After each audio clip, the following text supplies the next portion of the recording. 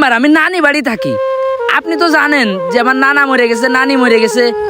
মামিরা আমারে খুব ভালো দেখতে পারে না, অবহেলাও পর্যন্ত করে। এখন আমার তো থাকা মাকার জন্য জায়গা নেই, বিটে নেই। তা সরকার তে নাকি ঘর আইছে, তা আমার কি এক রুম দেয়া যায়? সরকার থেকে ঘর আসলেই কি দেওয়া যায়? একটা প্রসেসিং আছে না, এখনো 2 মাস পরে বন্টন হবে। তা তুই এত আগে এসে ঘ্যান ঘ্যান করতেছিস কেন কানের গোড়ায়? আল্লাহ মেম্বার, তা 2 মাস পরে যখন আমি আসবো তখন যদি ঘর অন্য লোকের নামে বন্টন হয়ে যায়, এই জন্যই আগে ভাগে আইছি। কারণ আমার তো পেটে খিদে, এই কারণেই তো দৌড়চ্ছি আমি আপনার পিছনে। আরে এই ঘর জায়গা দিয়ে হবে, তাদের আলাদা লিস্ট করা হবে। যাদের মনে কর যে জমি নেই, ভিটে নেই, মনে কর যারা রাস্তায় রাস্তায় ঘোরে, তাদের মতো অসহায় লোকদের ঘর দেওয়া হবে। কিন্তু তোর মামুরা তো ভালোই বললো, তারা একটা লাইন সাইজ করে তোর ঘর করে দিলি কি হয়? মেম্বার, আমার মামুরা বড় লোক, আমি তো না। মামু খাতি দেয়, তাই মামি হিংসে করে। একটা অবহেলার ভিতরে আমি সবসময় থাকি। এখন আমি যেটা বিয়ে শাদী করবো, বিয়ে করেও তো আর মামু বাড়ি উঠানো যায় না। তাই যদি একটা ঘরের লাইন হয়, বউডারে নিয়ে সে সরকারি ঘরে সুখী শান্তিতে বসবাস করব।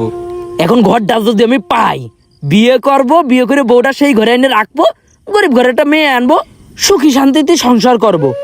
মেম্বার, আমার একটু ঘরটা লাইন করে দেন মেম্বার, আমার অনেক স্বপ্ন এই ঘরকার নিয়ে। বললেই তো সরকারি ঘর দেওয়া যায় না, এর অনেক প্রসেস আছে।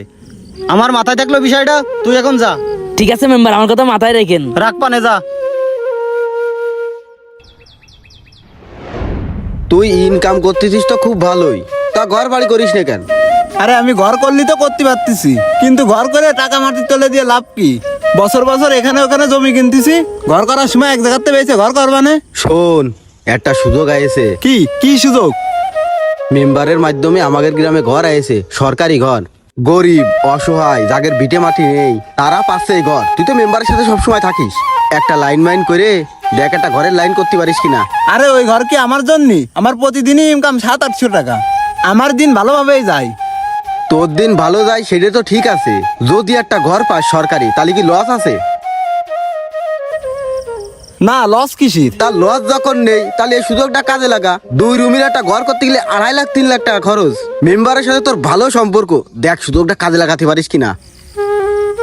যুক্তি তো মইনুল ভাই খারাপ দিল না, দেখি কিছু করা যায় কিনা। কি ব্যাপারে গাড়ি ভাড়া ঘুমাচ্ছে কেন রে? এই কিরে, মরে গেছিস? এই হানে ঘুমাচ্ছিস কেন? বাড়িতে ঘুমোতে পারতেছিস না? বাড়ি ঘুমানো যায় না, বাড়ি ঘুমোলে মামি বকে। বকে মানে? তুই কি তোর মামিকের কাছে যে ঘুমাইস নাকি? ঝামেলার আছেন তো ভাই, উল্টো পাল্টা কথা করছেন। মামির কাছে যাই ঘুমাবো কি জন্য? ওই মামাই তো ভাইয়ের রুমেই ঘুমোই, কিন্তু আমি দিনের বেলা ঘুমোলি বকে আমার।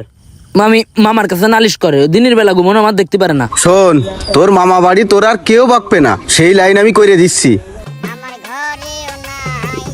কি লাইন ভাই, কোনটা কি? আমাদের মেম্বারের কাছে হ্যাঁ। সরকারি ঘর আয়েছে।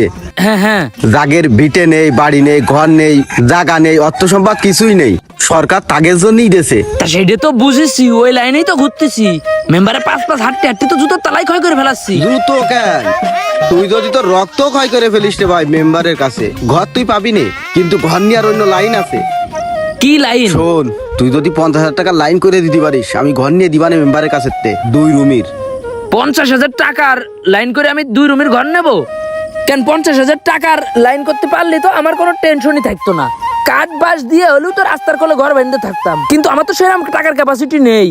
টাকা ছাড়া ঘরের লাইন করে দেওয়া যাবে না? হোস পাগল, ফ্রিতে আজকাল কোনো কিছু হয় রে পাগল? 3-4 লাখ টাকার ঘর তুই ফ্রিতে নিবি। একটা ঘরের জন্য মেম্বারের পাশ কতজন করতে তুই জানিস? তা মেম্বারের পিছনে ঘুরলে তো হবে না, এই এলাকায় অসহায় কিনা সেটা আগে দেখতে হবে। আমার মা নেই, বাপ নেই, থাকি নানিকের বাড়ি, তাহলে ওই ঘরটা আমার প্রাপ্য না? এই তোর ঘরের লাইন করতে আমি পারবো না। তা তো পারবা না, সেটা জানি।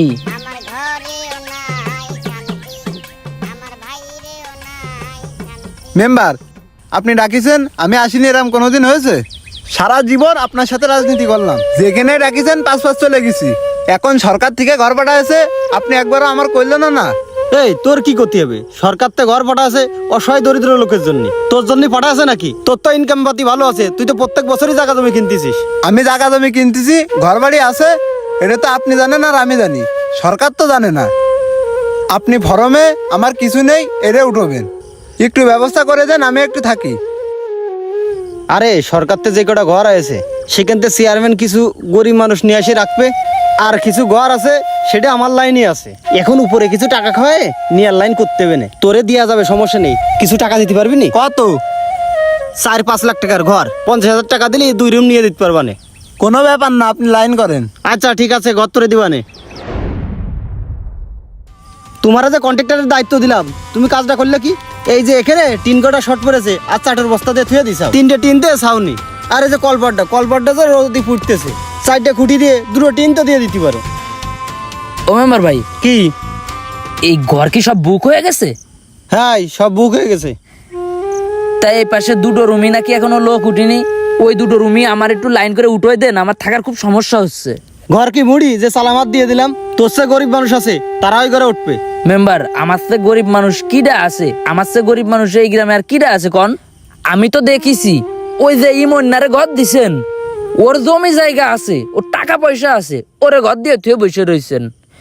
ওরা কি ঘরের কাঙাল? ঘরের কাঙাল তো হচ্ছে আমি। আমার হিটে নেই বিটে নেই, আমি মামার বাড়ি থাকি, তা আমার একটু লাইন করে দেবেন না? শোন, ও আমার সাথে দল দরে করে মিটিং মিছিলে যাই, সবসময় আমার পাশে থাকে। ও ঘর উপরতে লাইন করে নিয়ে এসে, তা ও উপর থেকে লাইন করে নিয়ে এসে, আপনারও তো উপরে হাত আছে, আপনি একটু আমার ব্যাপারটা দেখতেন।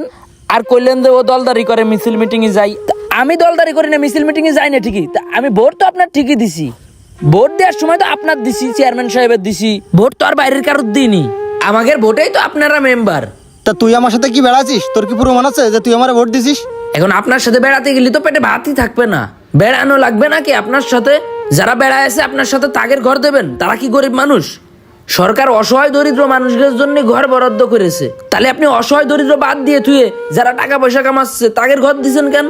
যাদের জমি জায়গা আছে তাদের যদি ঘরগুলো দেন, তাহলে আপনি তো সরকারের সাথেও বেইমানি করলেন, গরিব দুঃখীদের সাথেও বেইমানি করলেন।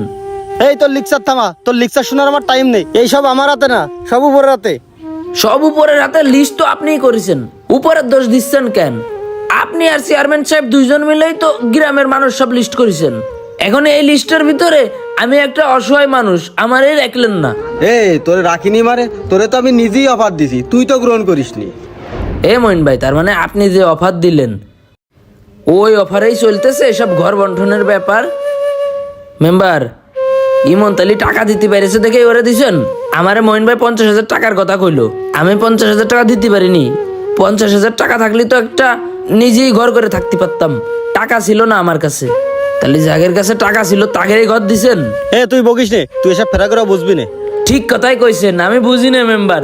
এই জন্যই তো সরকার 10 টাকায় চাইল বাড়ছে গরিব দুঃখীদের জন্য, সেই চাইলের কার্ড আমরা পাইনি। আপনার ভাই ভাইয়ের সব ধনী মানুষ, তাদের নাকি চাইলের কার্ড লাগে। আপনাদের বড় লোক ঘরের বাপ মা বিধবা হলে তারাই পায় বিধবা ভাতা। আমি ছোট থাকতে আমার বাপটা মরে গেল, আমার মা পায়নি। এই যে এখন সরকার থেকে ঘর দিচ্ছে, এখানেও মাথা গুনে গুনে যাদের ভাব ভালো, যাদের থাকার জায়গা আছে, যারা টাকা পয়সা কামায় তাদের দিচ্ছেন, আমাদের দেননি। মেম্বার, এটা দুর্নীতি না মেম্বার? ও মেম্বার, যদি কোনোদিন প্রধানমন্ত্রীর কার্যালয়ের সামনে যায় মন্ত্রীর সাথে দেখা করতে পারি, কাইন দেখাইতে খালি একটা কথাই কব মেম্বার, যে আপনি যা দিচ্ছেন আমাদের মতো অসহায় মানুষদের, সেই সব আমরা সঠিকভাবে পাচ্ছি না। আপনি একটু এদিকে নজর দেন, আপনি যাদের দ্বারা দেন তাদের বলে দিন, তারা যেন এটা না খায় গরিব দুঃখীদের খাওয়ায়। এই কথা মরে যাওয়ার আগে হলেও তার কানে আমি পৌঁছাই দেব। মনে রেখেন মেম্বার সাহেব, সরকার থেকে অসহায় দরিদ্র মানুষের জন্য বরাদ্দ হওয়া এমন অনেক কিছুই দরিদ্র অসহায় মানুষগুলা পায় না। উপর থেকে পাশ হয়ে আসা প্রতিটি কাজ ও সুবিধাগুলো থাকে সিন্ডিকেট নেতাকর্মীদের জিম্মায়। তাই সাধারণ মানুষগুলার উচিত সচেতন হওয়া এবং ওপর মহলের সৎ মানুষগুলার উচিত সব দিকে লক্ষ্য রাখা।